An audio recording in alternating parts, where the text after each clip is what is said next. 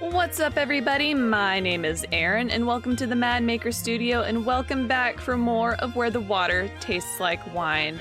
I'm not going to bother with a recap. I'm too excited. We're just going to hop back into our world here and keep traveling across this vast country, just chock full of stories and campfire friends.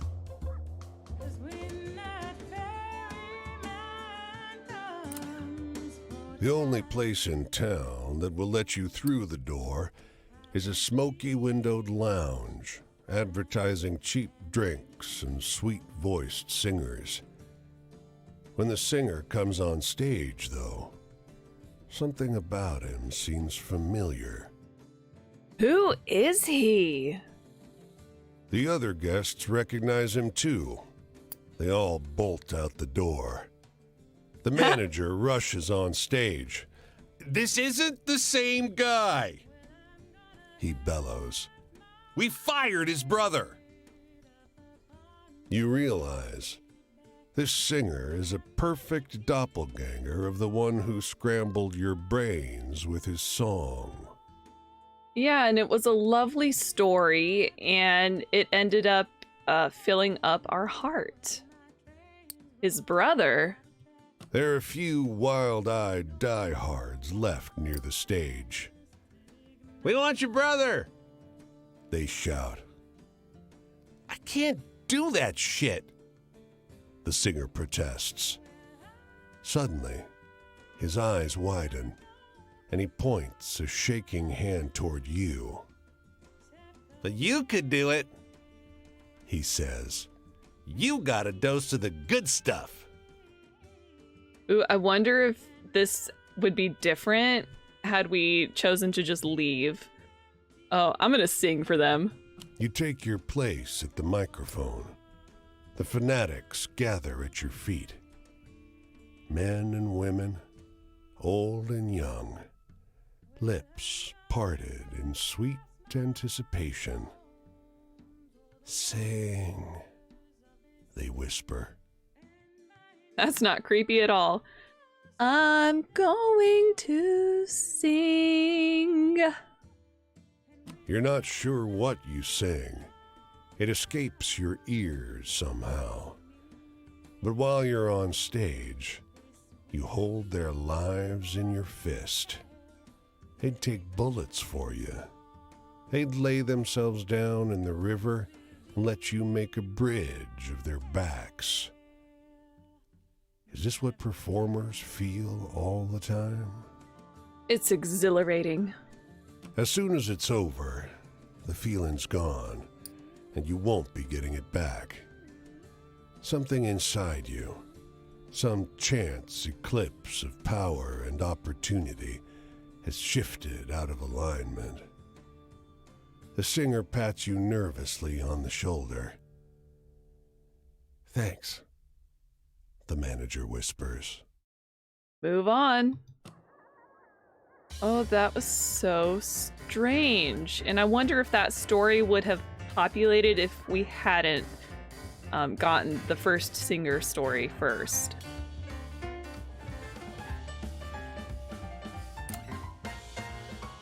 A group of men across the street from the jail wave you over. "Thank God you're here." The man is sweating profusely. "I thought George hadn't come through for us." Another eyes you appraisingly. "Not much brawn on you. You better have the brains to compensate." What's going on? "No need to play dumb. It's just us here. We can speak openly." The sweating man seems impatient. "Your role has changed slightly. You'll still be the distraction, but it's gotten riskier. Davis's fault. We think the guards recognized him." I'm not... "No time for that." The sweating man takes charge. "We got the dynamite. We know the timings. The longer we wait, the riskier it gets. You," he points at you, then down the street. "Make a scene. If you can involve the police, all the better. Then scram." Head down the street. It's too early for the shops to be open, but a car is parked awkwardly outside the grocer's. There are an unusual number of men in the street. Several have the awkward casualness of a policeman trying to look like a civilian. So I can either create a diversion or alert the police.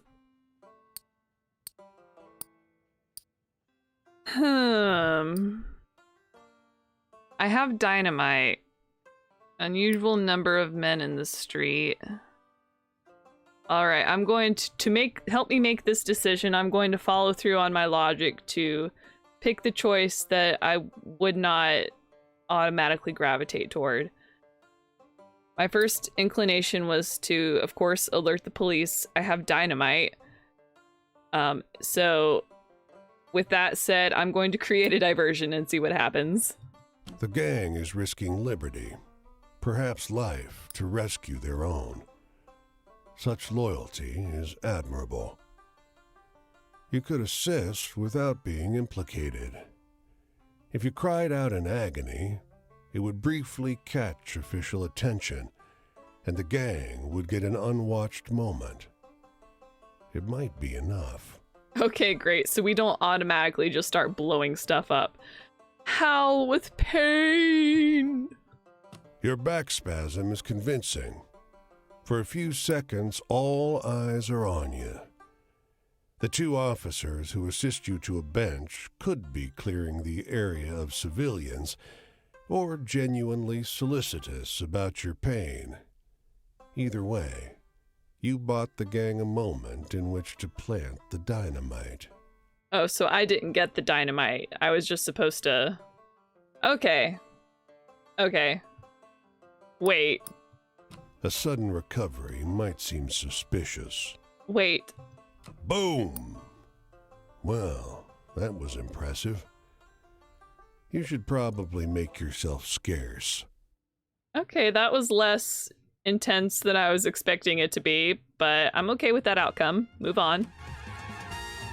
Oh, I'm so sleepy. Thank goodness there's a campfire down here.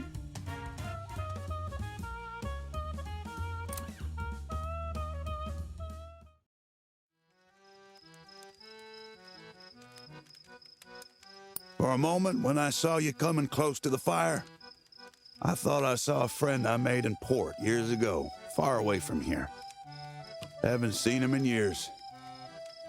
Never will again. Anyway, I miss the stories that make your ribs ache laughing. You got any of those? I should.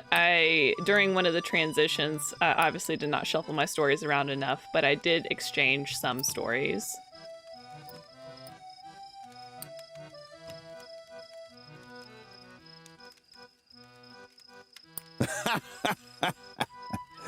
Ain't laughed like that in a while. All I got is memories. The seawater splashing against my face. A new sky, sun setting over a new port. Just a few sips, and I'm back on my ship like the past ain't dead and gone. But you tell me, what's the wildest thing you've seen on the roads out here?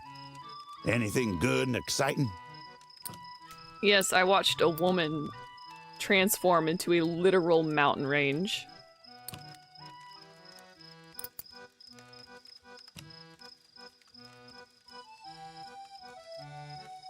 Ooh, tell another like that and you could write a good rag.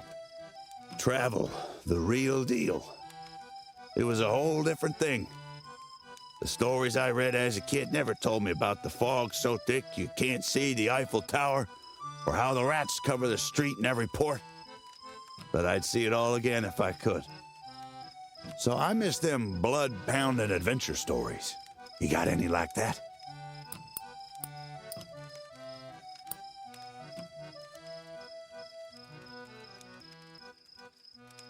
My blood's pumping.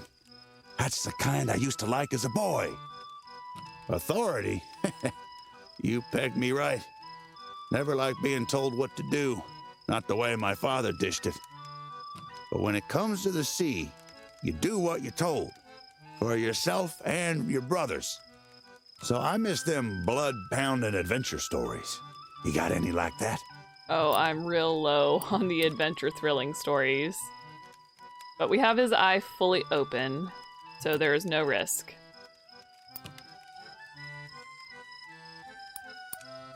I'm going to pick this story just out of curiosity of what genre it falls under.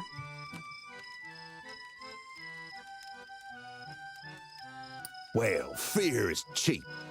I used to read the scary ones, so I know. Okay, yeah, I could see where that would be a scary story because turns out she was probably dead the whole time and we were interacting with her ghost. Bondage. You take an oath when you become a mariner, binding you to fulfill your duty to the United States. But that bond don't go both ways. Ouch. But you tell me, what's the wildest thing you've seen on the roads out here? Anything good and exciting?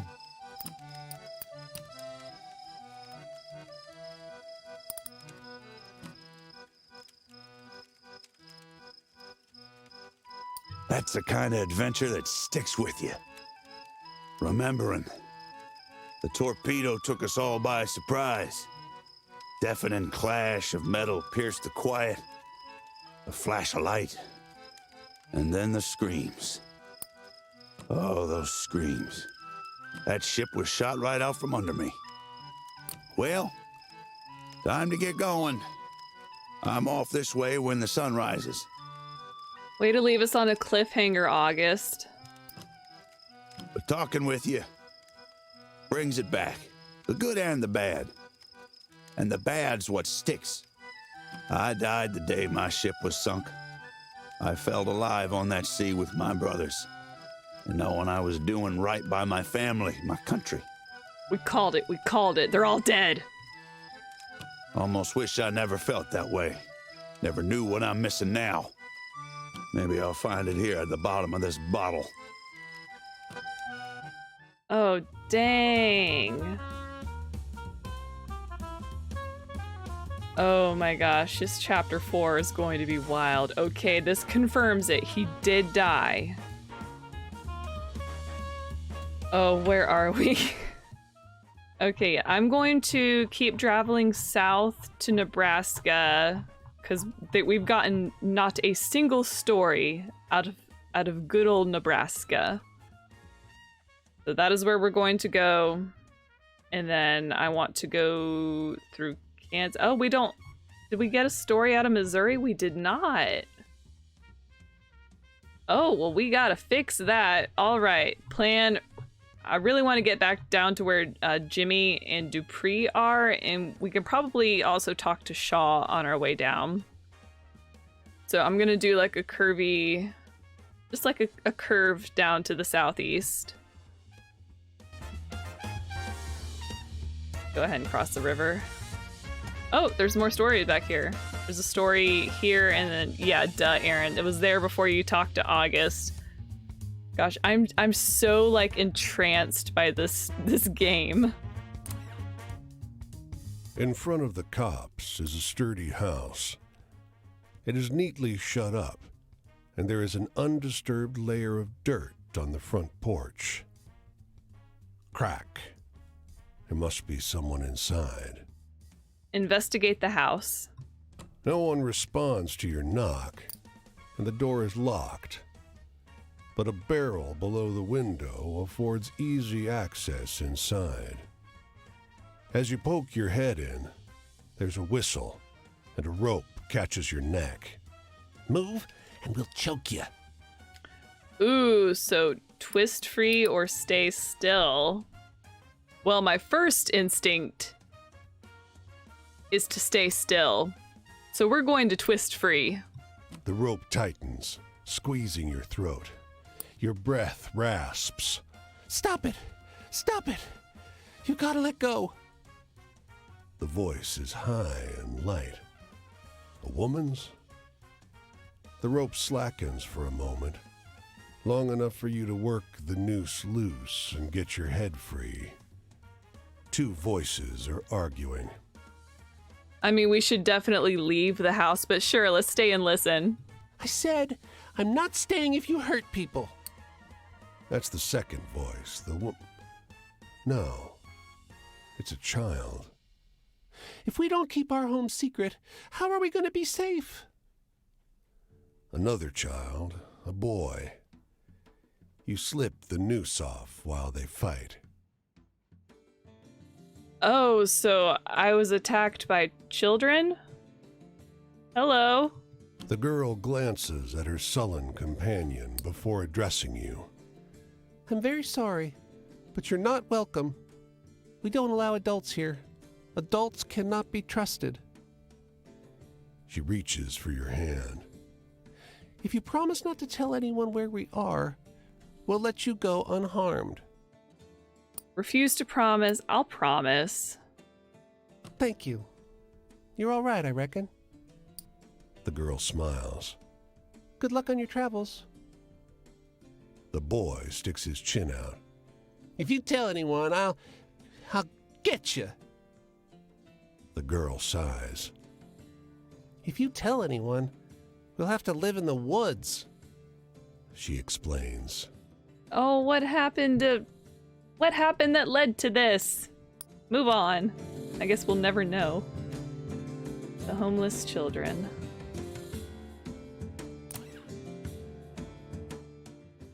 These fellas are lounging in the front of a half-finished office building, taking their lunch break.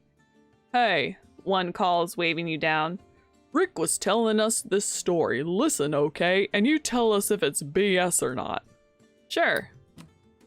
Rick, a credulous seaman fellow, starts telling you a story about the farmer who drowned his son in the grain silo. You realize it's the story of the tyrannical farmer whose son killed himself in the grain silo, but changed in a few major ways. So it's definitely part BS, but also a little real?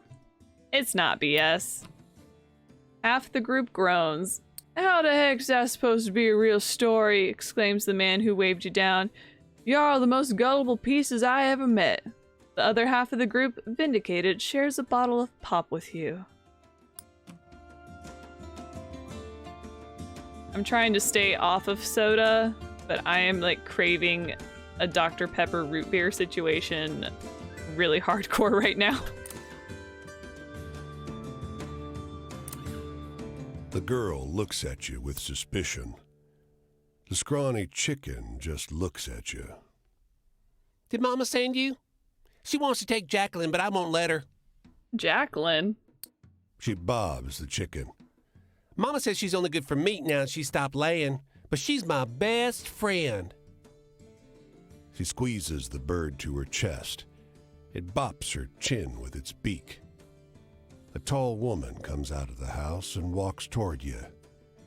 Jacqueline squirms nervously. Is that her? The girl takes a step back. Give me the damn bird, Nance, the woman says. Nance gasps. This stranger wants to buy her. She blurts. Her eyes beg you to play along. Sorry, kid. No, that's right. The girl's face lights up. Jacqueline balks happily. Her mother looks suspicious, but takes your money. More'n that bird was worth to us. The girl takes your hand. Thank you. You'll take care of her? Until I get Henry. No, I'll keep the bird.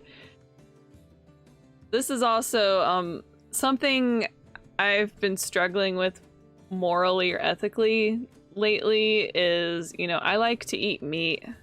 I have nothing against it. I understand its importance, its nutrition in my everyday diet, and I still eat it, but sometimes I stay away from it because I think, what right do I have to eat meat if I'm not willing to, kill and prepare it myself? So that's where I am on the meat debate. I'm gonna keep the bird. You set off on your way, Jacqueline tucked under one arm. She grows increasingly restless the further you venture. Finally, her wriggling is too much. You set her down on the road. She charges back the way you came. Some friends just can't be parted. I was kind of hoping that's what happened. Move on. Oh, it's real sweet. I loved that. The pup is a skinny thing, but its eyes are bright, its fur is shiny, and its tail thumps the ground eagerly at your approach. It won't come at your call. Instead, looks around as if worried that acknowledging you would mean betraying another. Oh, honey, no. I want to help you. I hate seeing dogs like this. I hate it. Move closer. The dog isn't tied up or injured. Must be well trained to sit so patiently. With a noise between a huff and a bark, it bounces to its feet when a small boy comes into sight. The child is ill-dressed and dirty, and grinning like a fiend. Lion, you're so good. Oh, that just makes me sadder. Ask where he got Lion or ask where they're headed. Where you headed? He shrugs. Dunno, really. Wherever our feet take us. He scratches Lion's chin. The dog quivers with pleasure. Lion's a circus dog. I was thinking about finding him a town, trying to earn money showing his tricks, but I don't think he'd be happy. Yeah, but you could at least feed him. Request a trick. The boy inflates with pride. All right. He won't get shy as there's just us. He turns to Lion and looks deep into the dog's eyes. Lion, please will you find me a hat? Oh, the dog scampers away. A hat? Lion can fetch anything. He understands lots of words. The boy shrugs. Mainly he fetches stuff I can sell. It's a living. We never take anything important. His expression is guilty, but not repentant. I'm not gonna scold him for stealing. I mean, they're suffering. I'm gonna praise their cunning. The boy grins. Barking announces the return of Lion. He's got a fedora on his head. It's tilted rakishly. The dog scampers to its owner, who transfers the hat from Lion's head to his own. Isn't he good? We'll get by. There's nothing we can't do together. Oh, that's a hopeful story. Oh, I'm crying. I hate it. I hate that I'm crying. This kindly old man sharing the shade under the bridge with you tells a few rambling stories, some true, some true seeming, some conspicuously less so. All true, he assures you. There's history in this place going all the way back to Indian times. Strange stuff happens round here. It can't all be true. Sure it is, he scoffs, and then as if to prove himself right, he launches into a story about the camera which killed those it photographed. And this one, you know, is the story of the camera which revealed who was soon to die, but wilder and stranger than you remember. I know that one. I had my picture taken by it. See then, the old man laughs. So I ain't pulling your leg, it's all true. Move on.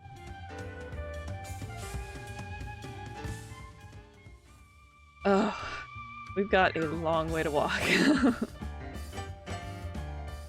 That's okay. Wow, there's like nothing out here.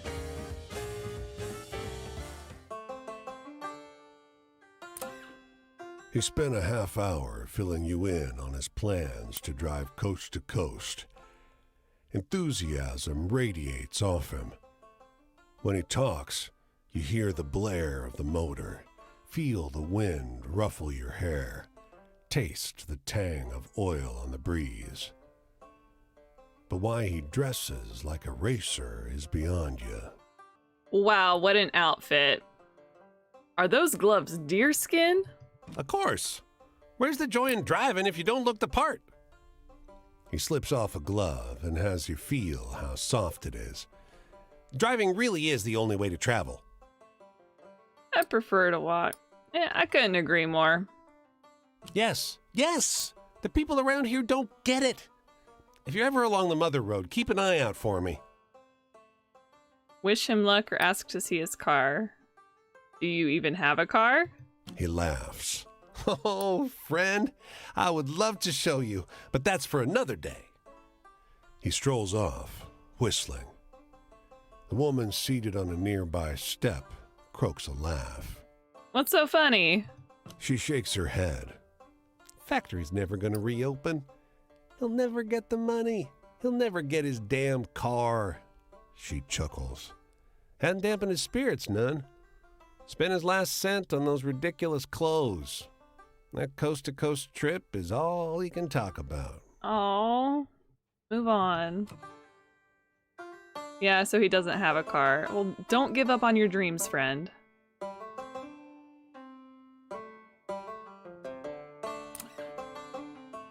You share this bus stop with an old man who shifts from foot to foot, thumbing his suspenders and watching the passing traffic with anxious focus.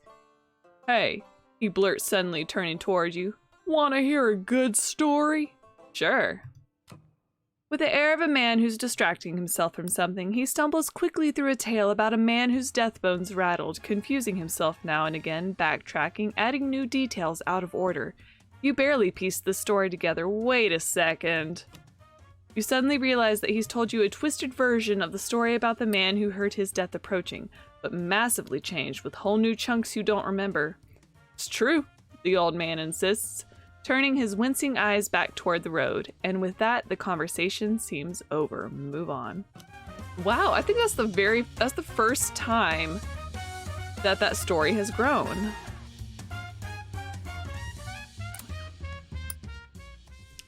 Okay, awesome. We have a chance to earn some money, but let's go to the store first. Let's go ahead and refill our sleep. I want that root beer. I want a root beer so badly right now. Next time I'm at the store, I'm going to have to splurge on some because I miss the taste. You wander the streets of the city looking for a way to make some cash. We'll look for work. Digging holes. Not what you had in mind, but dang, they're digging a lot of holes in this park. A foreman assigns you to a work group with a mix of other disheveled men and women and sends you off to dig a pit by the water fountain. Keep quiet, Sue, or what's this about? Nobody wants to say. A young woman keeps mouthing something to you across the hole, but you can't make it out. What is she saying? Dear Lobby, Dave Hobby, Dean Bobber? You never get anyone to admit what this is all about, but you do get paid pretty okay. I don't know what this means.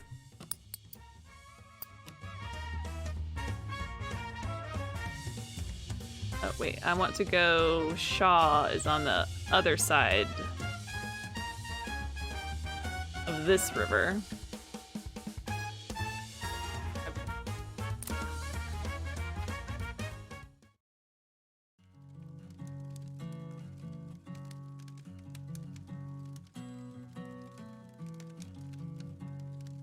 Good to see you, stranger. It's been a little while. I think Shaw's transformation is probably my favorite one out of all the ones that I've seen so far. I think his is my favorite. How's your journey been treating you? How are your feet holding up? Well, my feet are doing okay, but I just can't seem to bend my right leg all the way. I'm working on it. I've been walking since I left Chicago. I feel like if I quit now, I'll lay down and die. You got any good happy stories where things work out for someone, maybe?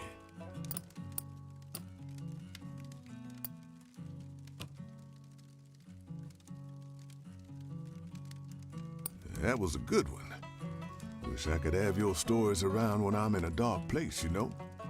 Love is one of those fussy woman's things. Excuse me? I'm not supposed to have it, so I don't. Oh, honey, no. You got any exciting stories? Anything that'll get my heart going? I sure do. I've spent a lot of time on the West Coast. That might be interpreted as scary.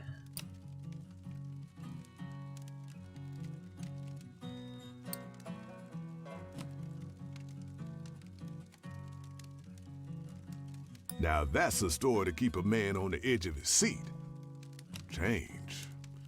When you get to my age, you start to understand that nothing stays the same, not one thing. The only constant thing is change.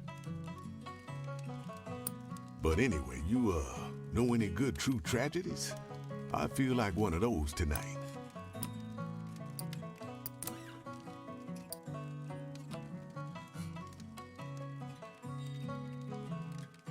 Body and soul. Sadness. Well, it only starts to hurt when you stop and think a while. Best to keep walking till you don't feel anything at all. But tell me, what's the wildest thing you've seen out there so far? Oh, so many things.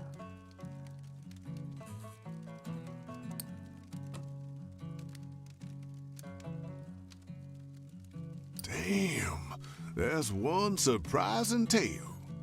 They say we all free now. I don't know about that. So, tell me a sad story. Sad and true, okay?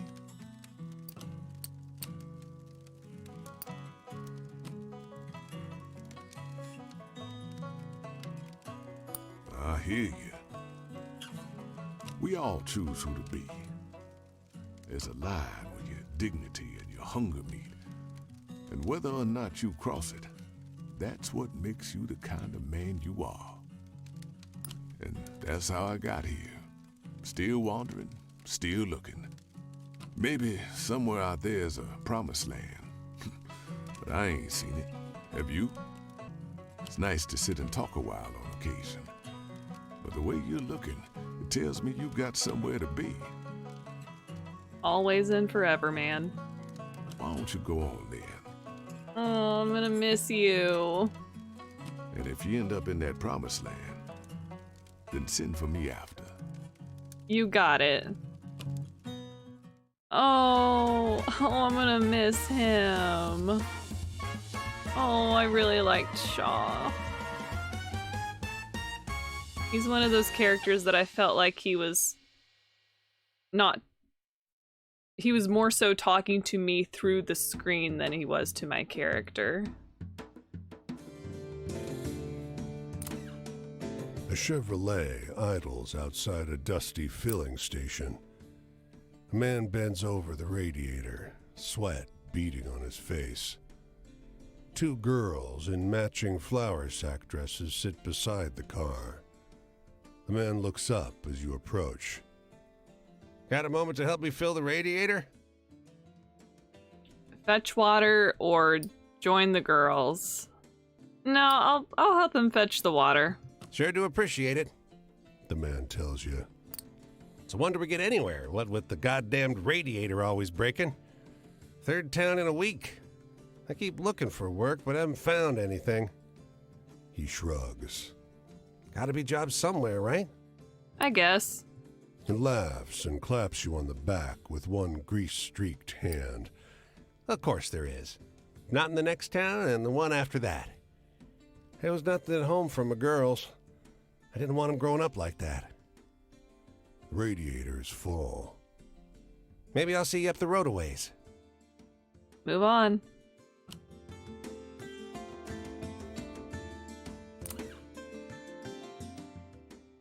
A tiny Motormouth is eagerly sharing details of a strange tale with her brother as they loiter outside the store. The boy listens raptly, eyes growing larger, mouth hanging open like a fish. Listen in. She's telling him about the Bull King who blessed the town where he lived. You try to hide your surprise. It's the story of the bull with the flaming crown. The version the girl must have heard is embellished, to say the least, but hey, it's a good story. Move on.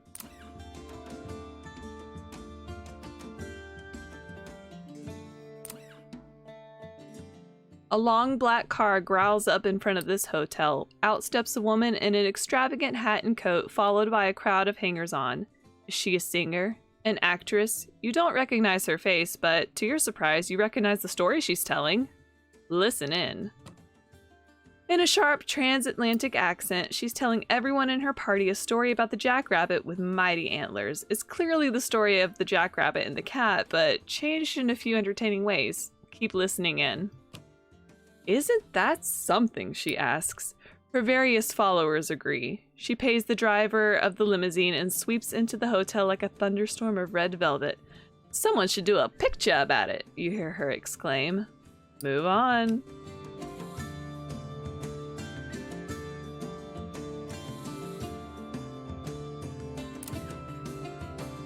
At the end of a low-lit, smoky bar, a young man is recounting a story to a woman whose dark pin curls bob with every fascinated nod of her head. He nonchalantly waves the .38 special he's holding. From the bank. Is pitched high enough for half the bar to hear. Sir, you are not practicing proper gun safety? I'm gonna hang back and just listen in. The bartender rolls her eyes. No one seems particularly bothered by the storyteller or his weapon. You catch snippets of his tail as he waves his hands. Farm. Everything will be all right now. Just a little robbery. Stand out. Distance yourself or listen closer. Well, you know my first instinct was to distance myself, so we're going to listen closer. I don't think of it as stealing. Just righting a wrong. The bank took Dad's money and we're going to take his land. Now he can pay him and stay where he is for as long as he wants. It happens to be with the bank's own money. Even better. Whoa. The woman's curls bounce as she shakes her head. A half-hearted protest undercut by her laughter. I gotta lie low for a bit, he says. When I'm back, we can get married. Start a family of our own. Maybe everything will work out for these two. Maybe.